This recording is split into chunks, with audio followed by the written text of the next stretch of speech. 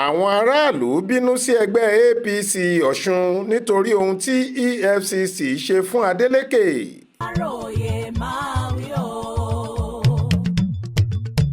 nínú ọ̀pọ̀ ìwé ìròyìn tó gorí àtẹ lóòjọ́ ọjọ́bọ̀ tọ́sídẹ̀ẹ́ ọjọ́ kẹfà oṣù kẹjọ ọdún 2026 yìí kò sí èyíkéyìí nínú wọn tí kò gbé ìròyìn nípa àṣẹ oníkùmọ̀ tí àjọ tó ń rí sí ṣíṣe owó ìlú kùmọ̀kùmọ̀ nílẹ̀ wa ní Economic and Financial Crimes Commission EFCC ṣẹ̀ṣẹ̀ pa fáwọn báǹkì ìpínlẹ̀ Ọ̀ṣun pé àwọn ti gbẹ́sẹ̀ lé owó ìjọba ìpínlẹ̀ Ọ̀ṣun lásìkò yìí gómìnà Adémọ́lá Adélékè àti àwọn alájùmọ̀ṣàkóso rẹ̀ kò lè rí owó kankan gbà ní báǹkì láti fi ṣàkóso ìlú bóyá títí dìgbà tí ètò ìdìbò tó fẹ́ wáyé lọ́sẹ̀ tó ń bọ̀ yìí yóò fi kọjá. ìròyìn náà sì ní ọ̀pọ̀ ìwé ìròyìn gbé gàdàgbà sójú ìwé àkọ́kọ́ wọn pẹ̀lú onírúurú àkọlé bíi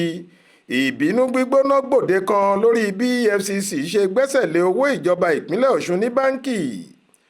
àjọ àwọn agbẹjọ́rò dá EFCC lẹ́bi lórí owó Ọ̀ṣun tí wọ́n gbẹ́sẹ̀ lé. Adeleke gbanájẹ lórí àlàyé EFCC fún bí wọ́n ṣe gbẹ́sẹ̀ lé owó ìpínlẹ̀ Ọ̀ṣun. ìjọba ìpínlẹ̀ Ọ̀ṣun fi gbé òjòrò bọnu wọ́n kọrí sílé ẹjọ́ lórí owó tí EFCC gbẹ́sẹ̀ lé ní báǹkì.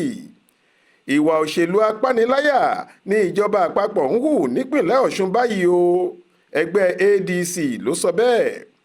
EFCC kò lágbára ẹ̀ wọn ò tó bẹ́ẹ̀ kọmíṣánná fétò ìdájọ́ lọ́ṣun ló sọ bẹ́ẹ̀ àti bẹ́ẹ̀ bẹ́ẹ̀ lọ. ọ̀rọ̀ náà kò sì dúró sójú ìwé ìròyìn nìkan o gbogbo ìkànnì ẹ̀rọ ayélujára àti láwọn ibùdókọ̀ èrò àtàwọn ibi tí wọ́n ti ń ta ìwé ìròyìn ló jẹ́ pé kò sọ̀rọ̀ méjì lẹ́nu wọn ju ọ̀rọ̀ ìṣẹ̀lẹ̀ Ọ̀ṣun yìí lọ àríyànjiyàn àti awuyewuye ńlá ló sì ti dá sílẹ̀. ṣé lánàá ọjọ́ wẹ́sídẹ̀ẹ́ ọjọ́ karùn-ún oṣù kẹjọ yìí ni gómìnà Adeleke bá àwọn oníròyìn sọ̀rọ̀ bàbá náà gbarata pé káràlú tún wá gbọ́ àrà mẹ́rìírí tó tún ṣẹlẹ̀ nípa ìpínlẹ̀ Ọ̀ṣun ó ní àwọn òṣìṣẹ́ báǹkì First Bank ni wọ́n ta òun lólobó nípa lẹ́tà kan tí àjọ EFCC kọ sí wọn pé kí wọ́n dí ẹnu àsùnwọ̀n náà àti pé kò sídìí méjì tí EFCC fi ṣe bẹ́ẹ̀ nírú àsìkò yìí ju láti máyé nira fún ìṣàkóso òun àti àwọn èèyàn ìpínlẹ̀ Ọ̀ṣun lọ nítorí wọ́n mọ̀ pé inú àsùnwọ̀n náà ni owó táwọn ti ń ṣètò ìlú tí wọ́n sì fi ń sanwó oṣù fáwọn òṣìṣẹ́ wà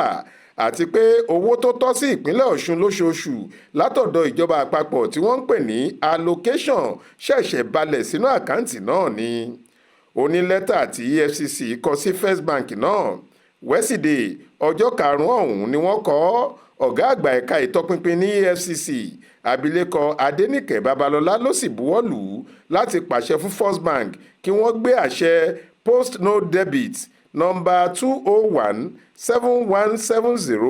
201-7170-947 lé orí àkáǹtì ìpínlẹ̀ Ọ̀ṣun.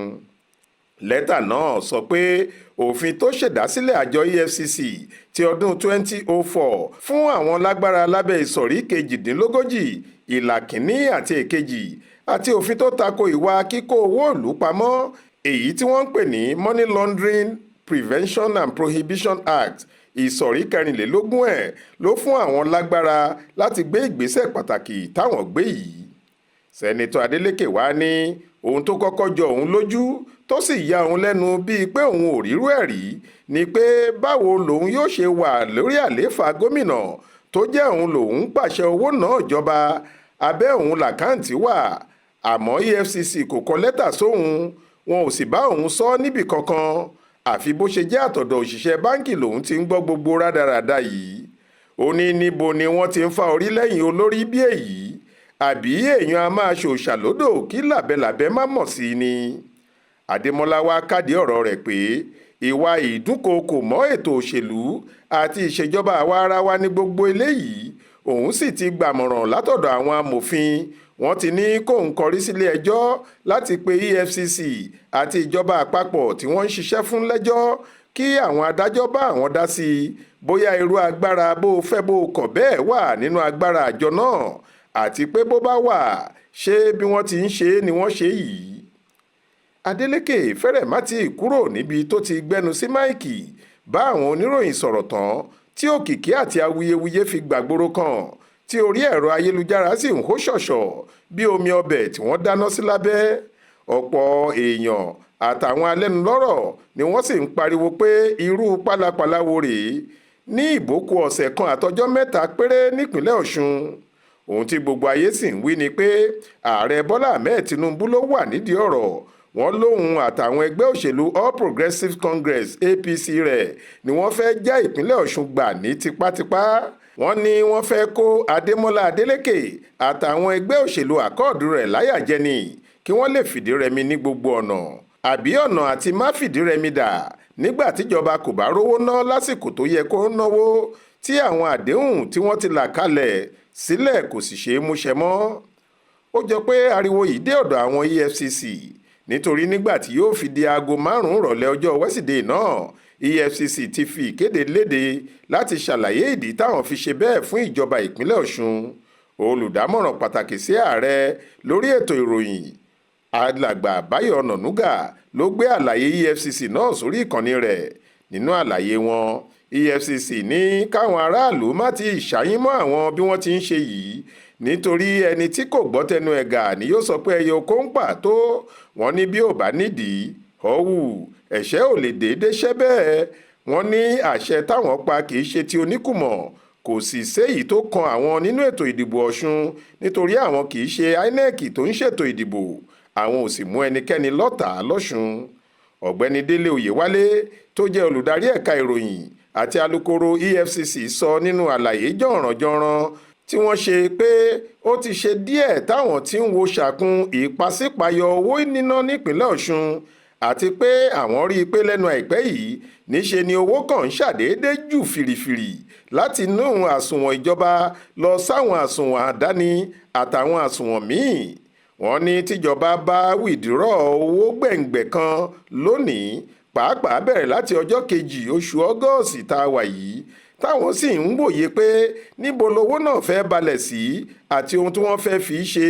káwọn tó mọ ohun tó ń ṣẹlẹ̀ owó gọbọi míì yóò tún ti gbéra tí yóò sì lọ balẹ̀ sínú àkáǹtì míì táwọn ò mọ bó ṣe jẹ́. ìgbà táwọn sì rí i pé kinní náà kò ṣeé fọwọ́ lẹ́rán sí kó má bàa di ọ̀rọ̀ ọ̀bẹ gé ọmọdé lọ́wọ́ ọmọ sọ̀bẹnù ọ̀bẹ ti parí ohun tó fẹ́ ṣe èyí làwọn kúkú fi pàṣẹ pé àfàrò ẹ dúró ná kẹ́nikẹ́ni kó má ì tí ì gba owó míì jáde nínú àsùnwọ̀n ìjọba Ọ̀ṣun fún sáà tá a wà yìí ná. àmọ́ bí àlàyé EFCC yìí ṣe dùn dáadáa létí tó èébú àti òkò ọ̀rọ̀ làwọn èèyàn ń sọ sí wọn lórí ẹ̀. kódà níṣe ni àjọ àwọn amòfin nílẹ̀ yìí Nigerian Bar Association NBA ń béèrè pé ṣọ́rọ̀ dẹ̀ ni àwọn EFCC ń sọ nígboro ẹnu yìí ṣá. ààrẹ ẹgbẹ́ NBA amòfin àgbà Afam Osigwe sọ fún ìwé ìròyìn Punch lọ́jọ́ wẹ́sídẹ̀ẹ́ náà pé kò sí ẹ̀ka iléeṣẹ́ ìjọba tàbí ẹnikẹ́ni tó lẹ́tọ̀ọ́ kò sì sẹ́ni tó lágbára láti fòfin de owó gbígbà jáde nínú àkáǹtì ìpínlẹ̀ kan nítorí pé lákọ̀ọ́kọ́ ná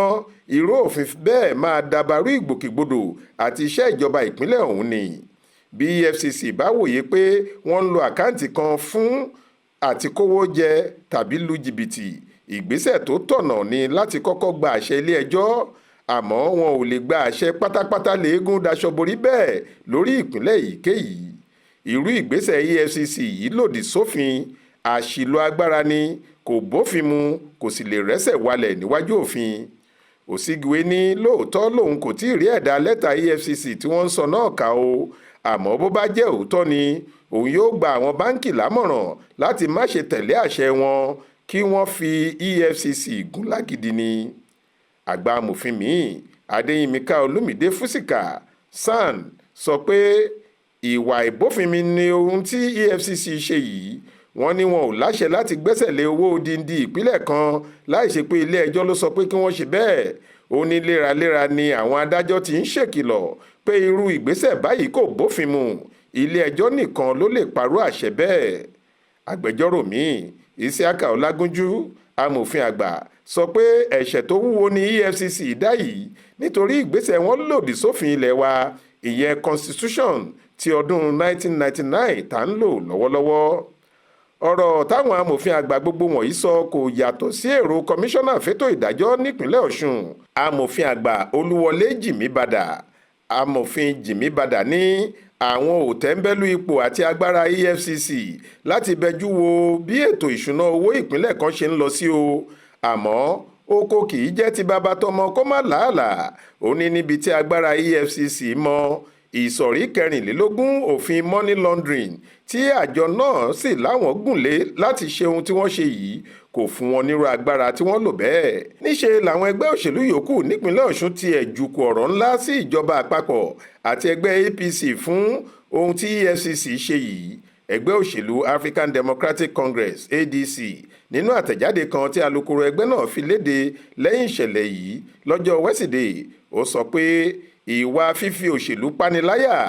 political terrorism ní ìjọba àpapọ̀ hù yìí pẹ̀lú bí wọ́n ṣe ń lo ẹ̀ka iléeṣẹ́ wọn láti kó ìjọba ìpínlẹ̀ Ọ̀ṣun ní papámọ́ra. àmọ́ ṣá o, kò jẹ́ pé ohun tó ṣẹlẹ̀ yìí kò ní ṣàkóbá fún àǹfààní tí APC àti olùdíje fúnpò gómìnà wọn aṣíwájú Munirudeen Bọ́lá Oyèbámijí ní láti jáwé olúborí nínú ètò ìdìbò tó fẹ́ wáyé lọ́jọ́ 15 oṣù kẹjọ yìí. ohun tí ọ̀pọ̀ aráàlú ń sọ ni pé bí ìjọba àpapọ̀ bá gbẹ́sẹ̀ lé àkáǹtì Ọ̀ṣun ní báńkì, wọn ò gbẹ́sẹ̀ lé ìka àwọn láti dìbò, wọn láwọn yóò sì tẹ̀ka náà síbi táwọn fẹ́ ni. àwọn kan ní ó ti fojú hàn pé tìpátìkúùkù agídí àti gírímọ́káì ní APC gbẹ́kẹ̀lé láti fi wọlé lọ́ṣun. wọ́n ní gbogbo èyí tí EFCC ń ṣe yìí níṣe ni wọn yóò túbọ̀ mú káwọn èèyàn fìbínú dìbò tako APC àti pé ó lè mú káwọn míì fi ìbò ṣàánú Adeleke àti ẹgbẹ́ òṣèlú àkọọ̀dù rẹ̀ tí èyí sì lè ṣèrànlọ́wọ́ fún un láti gbégbá orókè nínú ètò ìdìbò náà nírọ̀rùn. bí yóò rí bẹ́ẹ̀ bí kò sì ní rí bẹ́ẹ̀, ohun tí yóò ṣẹlẹ̀ nílé ẹjọ́ tí Adeleke kọrí sí àti bí ètò ìṣèjọba Ọ̀ṣun pẹ̀lú gbèdéke tuntun yìí àti bí kàmpéènì ìdìbò yóò ṣe lọ sí làwọn èèyàn ń wo ṣàkun rẹ̀ báyìí o. Faith Adébọ́lá ló ṣàkójọ ìròyìn yìí tó sì kà á sétí ìgbọ́ yín fún Aláròyé.